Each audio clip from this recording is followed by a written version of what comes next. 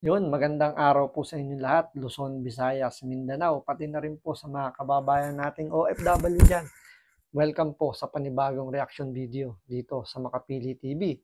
Ngayon ito yung pag-usapan natin kasi itong pag-asa bumuelta sa isang kongresista. Mamaya papakilala natin kung sino itong kongresista na to na binuelta ng pag-asa kasi sila yung sinisisi bakit daw binaha yung kanyang nasasakupan, yung kanyang nirepresentang lugar. So, siguro wala siyang makitang scapegoat na pwedeng sisihin. So, ibinato niya isisi ngayon sa pag-asa dahil daw sa maling pagpo-forecast ng lagay ng panahon. So, alam naman natin, siyempre pag ikaw kongresista ka, may mga project ka na dapat na ipatutupad doon sa iyong lugar, kaya ka nga humihingi ng budget sa gobyerno natin. So, hindi natin alam kung magkano yung budget niya at ano yung mga project na dapat na i-propose dun sa lugar niya. Pero siguro dahil binahain ngayon yung kanyang lugar at walang makitang pwedeng sabihin natin na wala siyang ibang makitang pwedeng sisihin dahil baka mabuko na mukhang hindi niya nagamit o hindi siya nakapagpagawa ng kahit na anong project para maibsan o matanggal o ma-prevent man lang yung pagbaha sa kanyang lugar, ngayon ang sinisisi yung paghasa.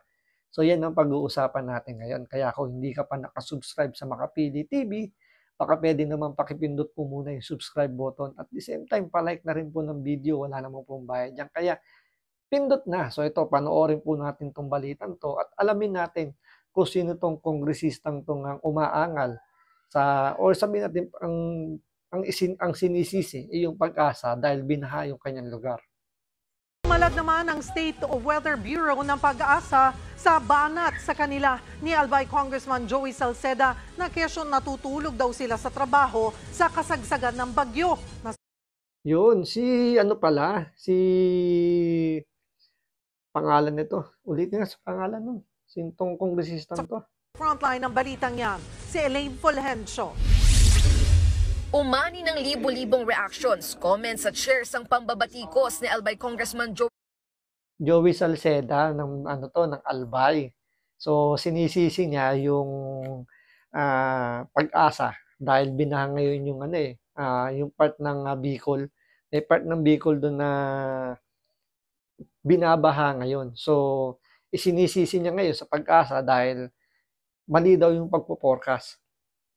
Alam nyo, kahit naman mali yung pag-forecast ng pag-asa, hindi lang naman ngayon nangyayari yan kasi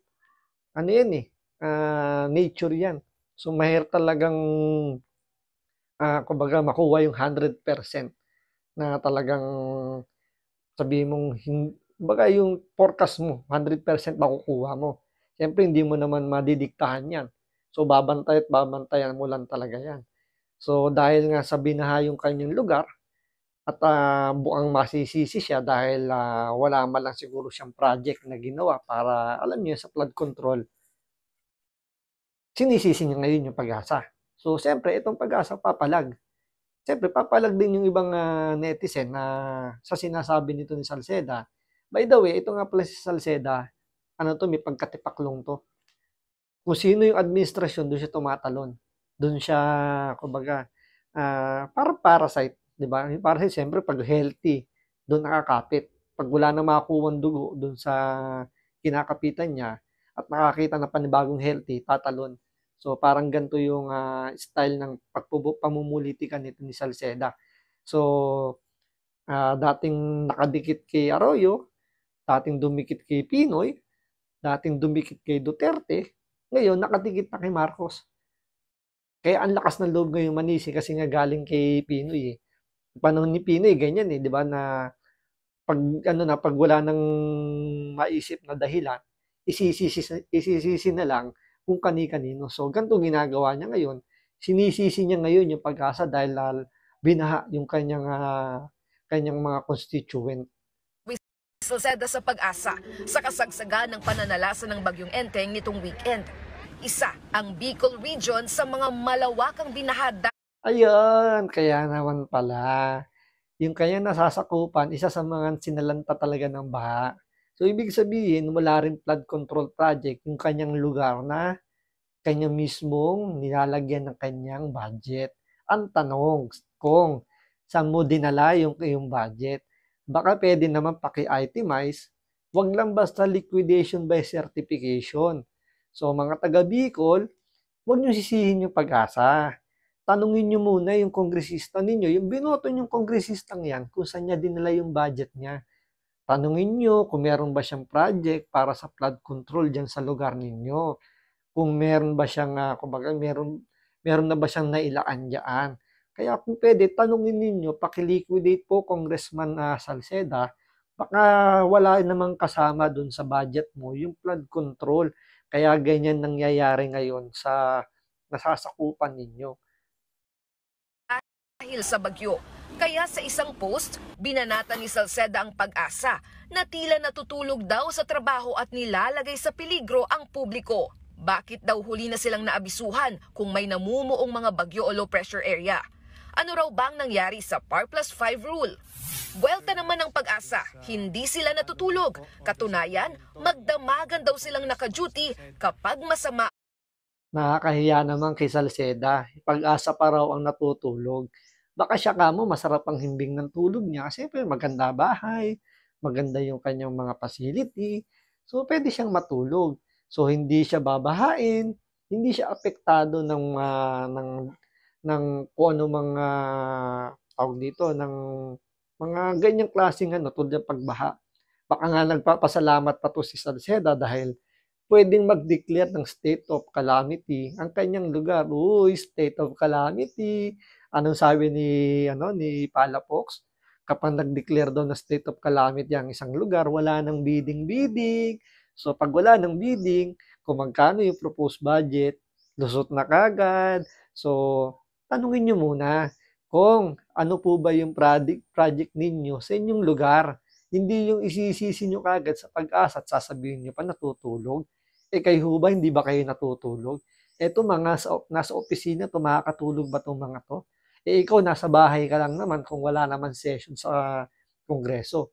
So, siyempre, pag nasa bahay lang, masarap ang tulog, naka-aircon, maganda yung higaan, hindi masyadong iindahin yung baha kasi medyo siguro nasa mataas na lugar yung bahay ninyo. So, hindi kayo masasalanta. Pero yung mga nasasakupan ninyo, yun sinasalanta at hindi nyo madepensahan o hindi nyo man lang siguro hindi kayo makapagpaliwanag kung bakit binaha. Isisisi nyo sa Pag-asa dahil hindi kayo naabisuhan.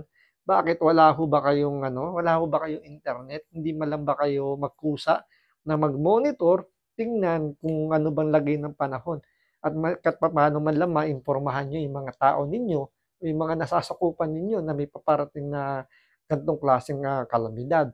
Siguro hinayaan nyo lang, siguro lang hindi natin alam. Siguro baka natutuwa pa kayo dahil binaha yung inyong lugar kasi nga pwedeng may mag-request ng state of calamity para at least yung project mag-pursue at hindi na kailangan ng bidding. Ang panahon gaya ng bagyo. Gusto ko lang pong i-mention na kami po ay 24 oras na sumusubaybay kapag merong mga ganitong inclement weather events po. At gusto po namin ipaalam ang impormasyon, of course, sa ating mga kababayan, lalong-lalo na yung mga maapektuhan ng pagbaha, ng bagyo at ng anumang kalamidad. Binigyang linaw din ng Pag-asa ang binanggit na Par Plus 5 rule ni Salceda. Giit ng ahensya na susunod naman ito dahil naglalabas agad sila ng weather advisory kahit nasa labas pa lang ng Philippine Area of Responsibility o PAR. Baka naman natutulog si Congressman Salceda kaya hindi niya alam na naglalabas ng update itong Pag-asa. So dito, makikita talaga natin dito, kapag ang isang politiko masusukol na, magtuturo na lang.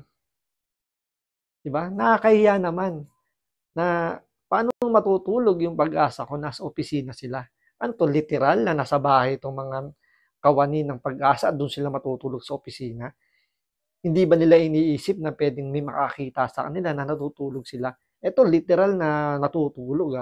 Hindi ito yung sinasabi ng Salceda natutulog na walang ginagawa. Kasi Pinalalabas niya kasi natutulog. Ibig sabihin, walang ginagawa yung tagapag-asa, natutulog lang. Eh yung kongresista kaya natin na to, ano kayang ginagawa kapag wala silang session at nasa bahay lang?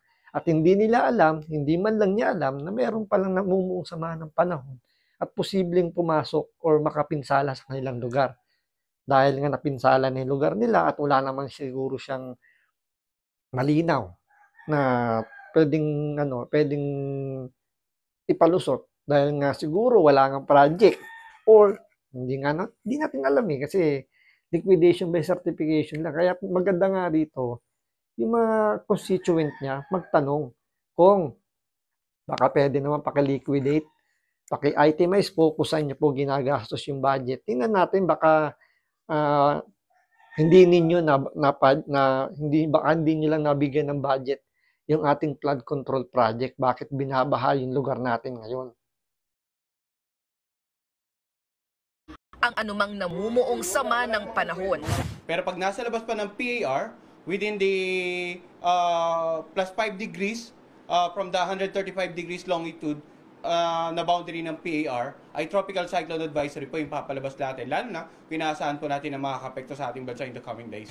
Hindi rin daw sila ang dapat sisihin kung biglang lumalakas ang bagyo dahil posible naman daw talagang maging bagyo ang low pressure area lang kahit malapit na ito sa lupa, gaya ng nangyari sa Tropical Storm Enteng. So, may mga cases na nangyayari na in less than 24 hours ay nabubo mula sa isang low pressure itong mga bagyo. That is why we keep on monitoring at nag-issue tayo ng weather advisories at ito nga 24/7 operation natin para makapag-provide po tayo ng appropriate bulletins. Sinusubukan pa ng News 5 na kunin ang reaksyon ni Salceda sa tugon ng Pag-asa, pero wala pa itong tugon sa amin. Ang Pag-asa naman, tiniyak na nakikipag-ugnayan sila sa iba't ibang ahensya. Yun, siguro pinakamaganda rito, siguro nag-iispa si Congressman Salceda kung ano yung kanya magiging palusot. Pero pinakamaganda rito sa mga kababayan natin na nandiyan sa Bicol, baka pwede nyo naman tanungin muna si Congressman Salceda kung ano ba yung pinaglaanan niya ng budget para malaman ninyo kung may portion doon na kasama yung flood control. Diba? Baka pwede mo wag kayong pumayag na liquidation lang by certification na sinasabi niya lang na nagamit na yung pondo niya. Baka kasi napunta lang yung pondo niya sa mamimigay ng ayuda. Yung tigi-tigi 1,000, baka doon lang napunta. So, yung dapat na budget doon sa flood control, baka napunta na sa pamumudmud. At para magamit sa susunod na eleksyon, kasi malapit na eleksyon, so kailangan ng budget. Kailangan ng magpapogi. So, speaking ng nagpapapogi, gamitin nyo ng isang paraan kung dapat ba o sino yung mga dapat yung ibotong congressman dyan sa lugar ninyo. Isipin nyo lang, binaha na kayo ngayon. Pwedeng maulit yan. Kung yung nakaupo ngayon, walang ginawa tungkol dyan sa flood control project ninyo, pwedeng maulit yan. Kung hindi nyo tatanungin kung saan niya nilalagay yung kanyang budget o kung sinasama ba niya sa kanyang budget yung flood control na yan. So, nasa sa inyo na po yan, mga taga Bicol. Hindi na siguro sa Bicol. Sa buong Pilipinas na bumuboto ng congressman. Baka pwede naman tanungin natin yung ating mga kongresista na kung pwede nilang i-liquidate ng by itemize. I-itemize nila yung kanilang mga gastos. Hindi lang basta liquidation by certification. Para malaman natin kung saan nila dinadala yung budget. Kasi ang gagaling nilang magbusisi ng budget ng mga departamento, di ba? Ang galing nilang bumusisi kapag sila na yung bumubusisi. Pero ngayon, tayo naman dapat siguro ang bumusisi sa budget nila para malaman natin bakit nagkaaganito yung ating mga lugar, considering na trabaho nila yan na pagandahin. Bigyan tayo ng magandang serbisyo. Pero bakit ganun? Na tayo yung napeperwisyo. Hindi naman sila napeperwisyo. Sila, kahit hindi sila magtrabaho, may pera yan. Tayo, kailangan natin lumabas ng ating mga bahay para magtrabaho. So, paano tayo magtatrabaho kung yung dadaan natin, baha?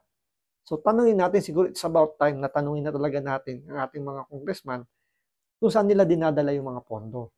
So, meron tayong kapangyarihan ngayon, tayo ang pinakamakapangyarihan pagdating ng eleksyon. So, gamitin natin sa tama yan. So, maraming salamat sa panonood. Ingat po kayo lagi. God bless.